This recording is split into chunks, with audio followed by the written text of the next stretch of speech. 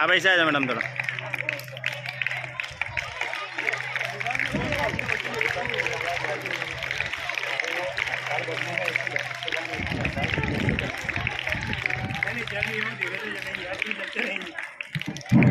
तालियों में कंजूसी हो रही है बच्चों।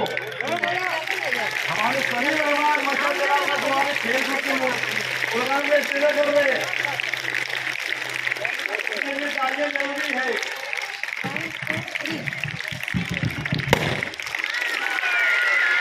अब तालियां बजेंगी जोरदार।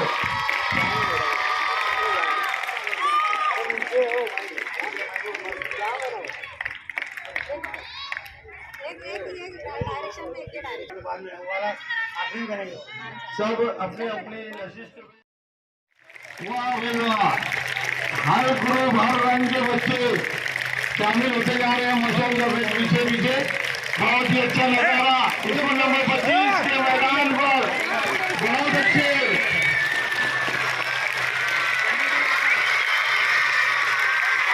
बहुत खूबसूरत नजारा यहाँ पे इस नंबर 25 में। और इससे ज्यादा खूबसूरत बच्चों ने मेहनत की है खेलों के मुकाबले के लिए।